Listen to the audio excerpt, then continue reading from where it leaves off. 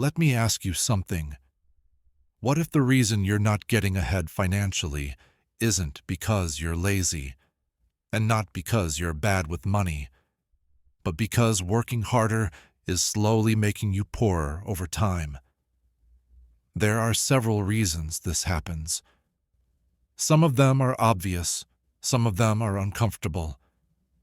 Stay with me, because if even one of these applies to you, working harder will never solve the problem. Here's how this video is going to work, and why you should stay until the end. First, we're going to talk about what the real problem actually is. Then, we'll look at how this problem shows up in real everyday life. After that, we'll explain what the real solution looks like. Then I'll give you 5 practical tools for real change, each with a clear example. And the 5th tool, the most important one in my opinion, is the one that ties everything together. At the end, I'll ask you to take one clear action. Nothing motivational, like nothing abstract. What is the problem? The real problem isn't that people don't work hard. The real problem is that for most people, income is completely tied to time and effort. You work today, you get paid today. You stop working, everything stops. There's no accumulation, no compounding, no sense that what you're doing now makes the future easier. Every single day resets to zero. And the more responsible you are, the deeper you sink into this structure. Because responsible people don't quit. They don't complain. They adapt. They stay late. They take on more. They carry extra weight quietly. And over time, that adaptation becomes a cage.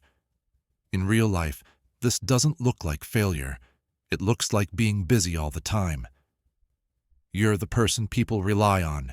You answer messages quickly. If something breaks late in the day, you stay and fix it. At first, this feels like progress. You feel trusted, needed, safe. But over time, the reward changes. Instead of growth, you get dependence. Instead of flexibility, you get expectations.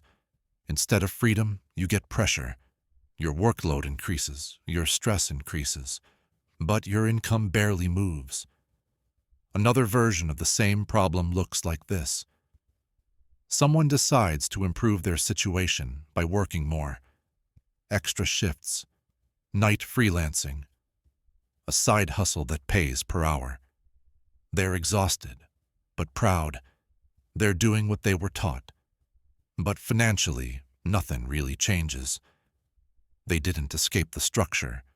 They just added more effort to it. The solution. The solution is not to stop working hard. The solution is to change the relationship between effort and income. Hard work should be a multiplier, not the entire equation. As long as effort is the only thing producing results, working harder just keeps you busy and tired. The goal is to make effort stack instead of reset. Once effort starts stacking, progress becomes visible. That's the shift everything else depends on. Practical tools for real change. Tool 1. Stop trading time for a sense of security. A lot of people work harder because it makes them feel safe. Busy feels safe. Full calendars feel responsible. Being needed feels secure, but that security is fragile. People stay exhausted because as long as they're busy, they feel protected from uncertainty. The moment they slow down, the fear comes back. The change is noticing when you're working harder for comfort, not for progress. Ask yourself honestly, if I keep this pace for 5 more years, does anything actually improve? If the answer is no, you're buying short-term calm at the cost of long-term growth. Our tool 2. Stop saying yes to work. That can't grow with you. Not all work is equal. Some work grows with you. Some work keeps you exactly where you are. Many people say yes to work that is urgent, repetitive, and necessary, but leads nowhere. They're always busy, yet nothing they do today makes tomorrow easier. The shift is learning to separate work that disappears from work that leaves something behind. Fewer tasks, better direction. Progress comes from choosing work that compounds, not just work that fills time. Tool 3. Measure progress. By freedom, not by effort. Most people measure progress by how hard they're working. That's the trap. People feel proud because they worked long hours, even as their life becomes more constrained. Less time, less energy, less choice. The change is measuring progress differently, not by effort, but by freedom. Do you have more control over your time than last year? More options, more flexibility. If effort increases but freedom doesn't, you're moving in the wrong direction. Tool 4. Detach your identity from hard work. For many people, hard work isn't just something they do. It's who they are. They see themselves as responsible, reliable, the one who pushes through. So when a smarter structure appears, it feels wrong, almost like cheating. The shift is realizing that hard work is not your identity. It's just a tool.